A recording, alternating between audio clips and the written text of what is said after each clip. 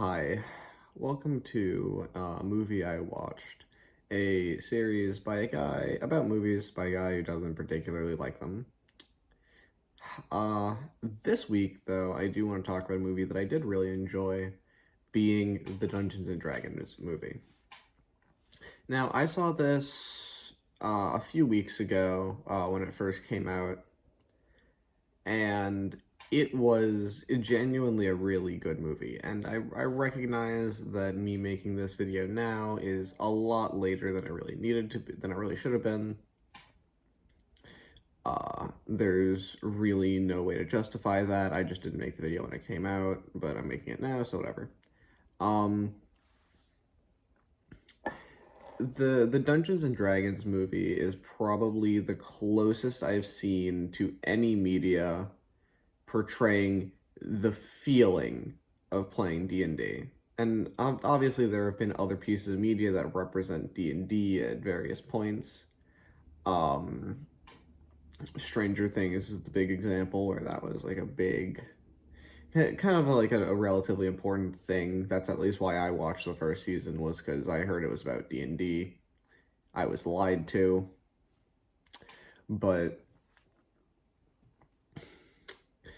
with the Dungeons and Dragons movie, I feel like they really did a good job at encapsulating what it's like to play D&D.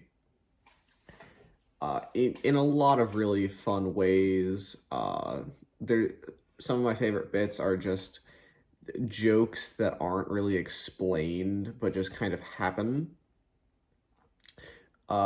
There's the one where they keep handing the sorcerer all of the stuff to hold. Like, they'll just get something and hand it to the sorcerer. And it's never really, like, explained. And that's, but you can see throughout the movie that he has, like, a bag of holding. And that's something that I thought was really fun. Because that is essentially how most D&D goes, is you have a bag of holding. Why worry it? Just give it whatever to whoever's carrying it. Same with, there's a lot of fun things with like kind of smaller references. Pretty much all of the spells are like real spells, and that was something that I found really fun. Where the sorcerer is every time the sorcerer casts a spell, I was like, oh my god, that's shit, what's it called? Reverse gravity, or Big B's hand, or like Finger of Death, Mage Hand, whatever. And really, a lot of the only real things I can complain about is like these tiny rules things that are really just abstractions of the rules. So, for example, the druid wild shapes too many times. She wild shapes into a owlbear, which is a monstrosity, which you can't do. The bard and the druid never cast any spells, but those are things that kind of make sense to me on some level. Where, I mean, first of all, wild shaping into an owlbear is one of the most common rules mistakes that people make. It's a mistake I've made before. A lot of people just simply forget that they're not beasts because, well, it's an animal, so why can't you turn into one? But also, the thing with the bard and the druid not casting spells makes sense to me, because to me it makes sense of, oh, well, sorcerer magic comes from their bloodline, and bard comes from their performance, and druid comes with their ability to commune with nature, and they all have these like different nuances to their spell lists. But I can understand that with a normal movie going audience who's not a massive D&D nerd, it would be really weird, like difficult to explain the nuances between why the sorcerer casts these spells, but the druid is casting these spells, and the bard is casting these spells, and they can't cast each other's spells. It's different, because that's weird.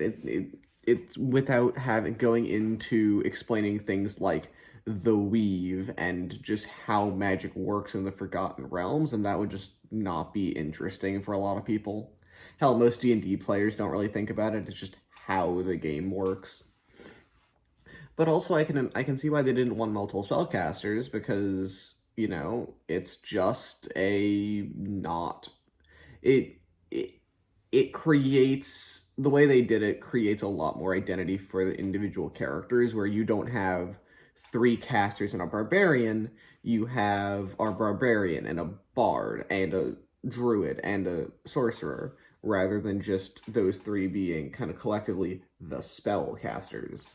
So it gives so it means that like the druid has to solve a lot of problems with wild shaping, and the bard has to solve a lot of his stuff through like social interactions, and I think that's really fun.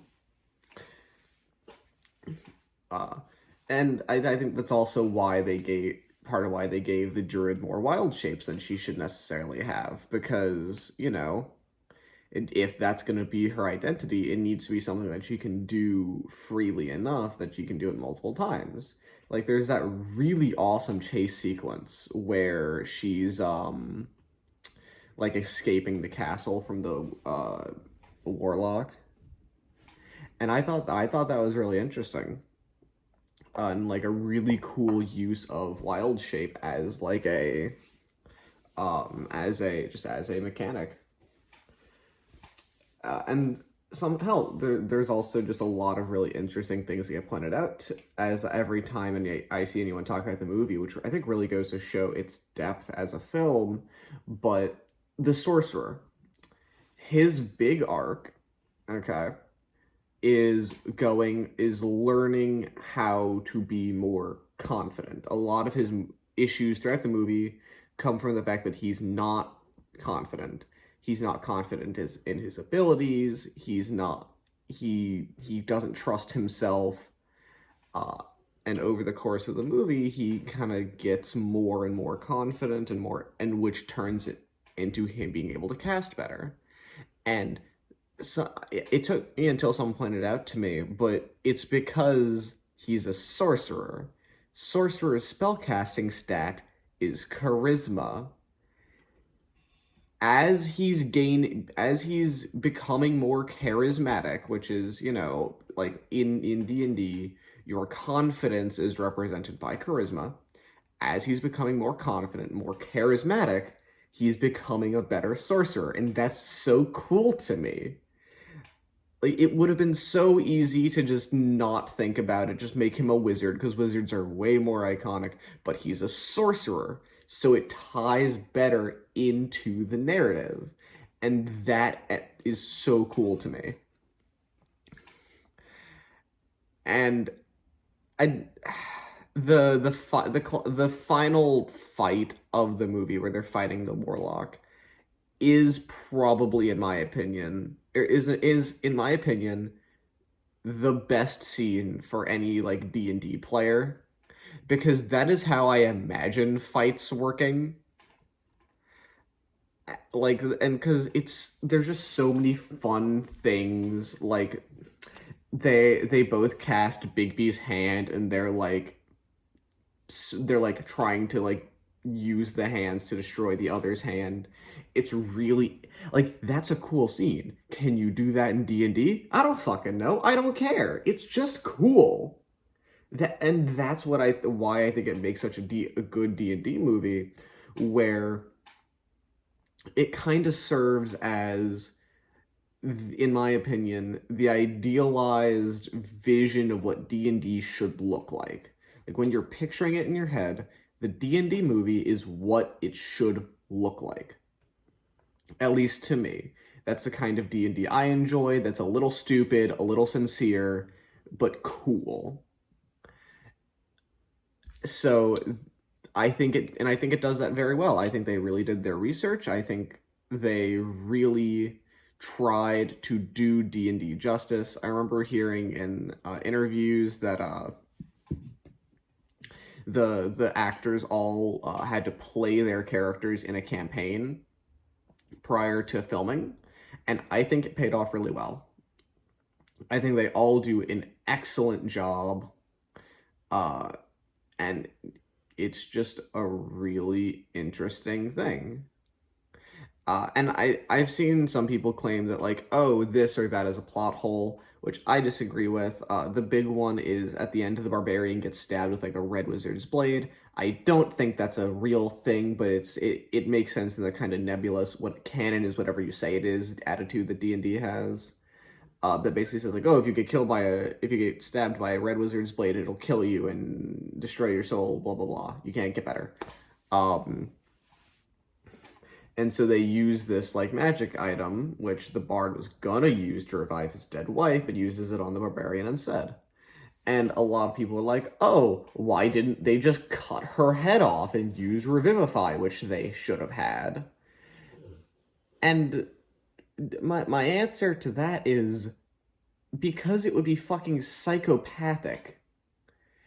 Like, I think it's really hard to, like, understand for some people that these are, like, characters are meant to be real people, and, like, that's just it's just absurd to think that any rational human being would go, oh, my friend is dying, let me decapitate them violently with a knife and then reanimate their dead corpse. That is in front of a small child who is the dying person's, like, adoptive daughter. That is how you traumatize the fuck out of a kid. But it doesn't matter because, you know, there's no guarantee that it would even work in the first place. Because that's just how some things in D&D work. I mean, that was a big thing with, what was the dungeon one? Tomb of Annihilation, where if you die to the Soulmonger, your soul just gets consumed. There's a number of effects in D&D where, yeah, you die and you should be revivable, but you're still not because of some other mechanic, and I feel like that would be an exception. So, but I think regardless, it's a good scene. It's very D&D. It's a little scripted feeling, but it is there. And I could see that happening in a real game of D&D. And that's the important part to me, is all of the things happening I can feel like happened in a real D&D campaign. Like the part where the bard is casting Minor Illusion of the bard, and it fucks up. That is totally how I could see like a DM describing a failed Minor Illusion of, yeah, the magic goes weird. It does things that don't look right. And I think it talks, so I think it wouldn't be Minor Illusion. I think in order to make sound, it needs to be Greater Illusion? I want to say Greater Illusion. Illusion spells in D&D are weird.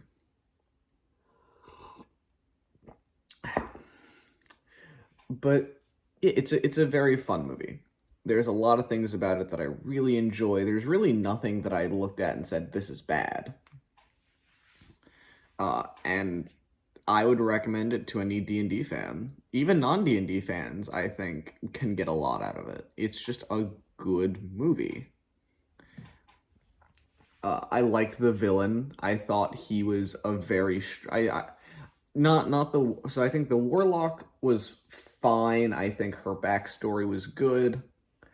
It was very D&D villain. And not in a bad way. It just that tends to be how D&D villains are. There's not really, like, any kind of deep, like, flaw. There's not really much.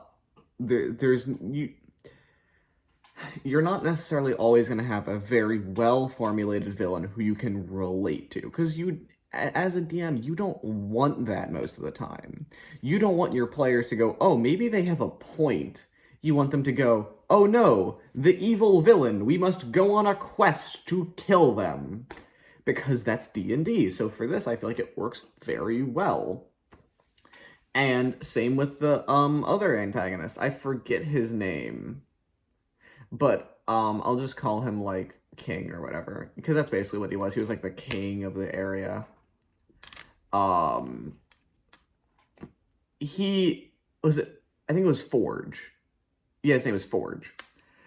Forge is also a great villain as like a lackey, where he's very charismatic, and that's I think what makes him such a great villain is that whenever he's on screen, he has this very strong presence to him. He's great. Every scene he was in, I loved him. But also, they try to play with the idea of like, oh, he's turning the bard's daughter against him, and like when you listen to the things he's saying, like it makes perfect sense why the daughter would think the things she does about her father that's being spoon fed to her.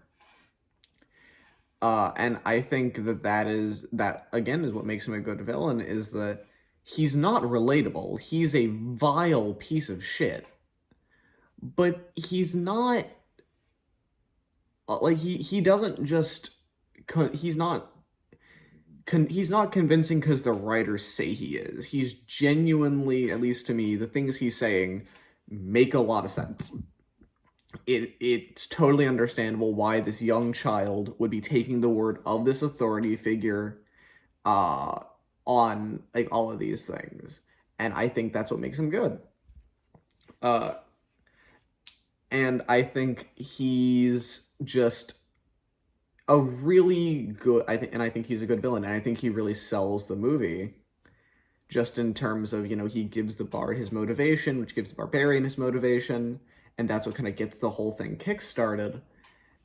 But also just, I like the dynamic all the characters have, where all of the characters have, well, at least, the sorcerer, the barbarian, and the bard have like a history with him.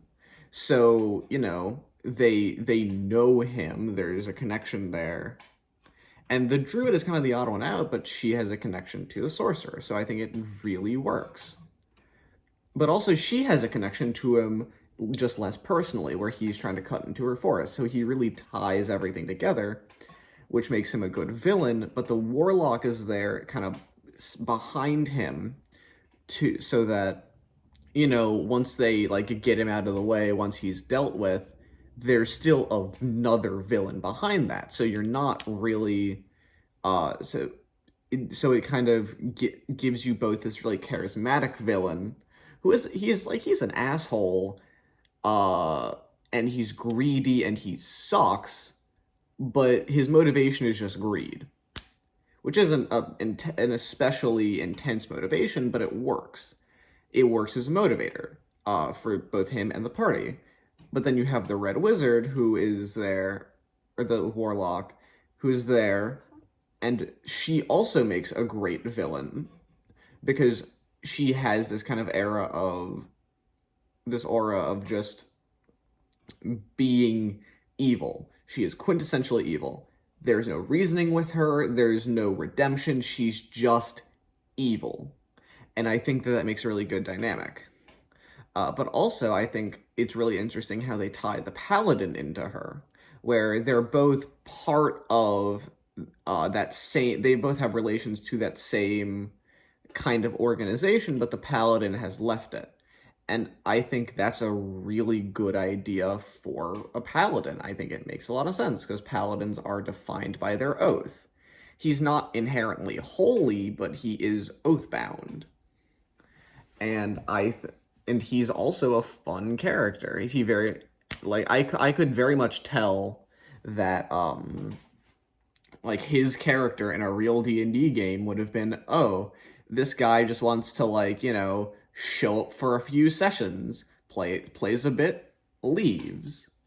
Uh because it has very much that same kind of thing of, oh, here's like, or even like a DMPC of, oh, here's a guy, he shows up, he has answers, he shows you to a place, you go through the dungeon, and then he leaves.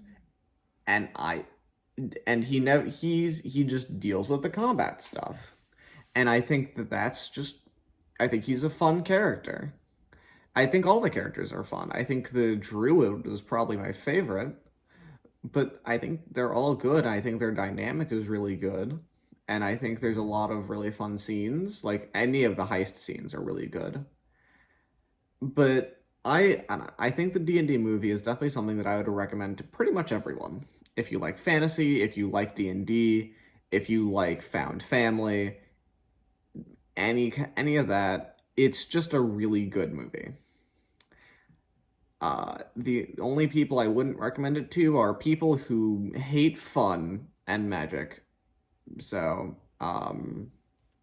if you're one of those people, why are you here? Why have you watched this long? It's been 20 minutes. Maybe find something better to do with your life.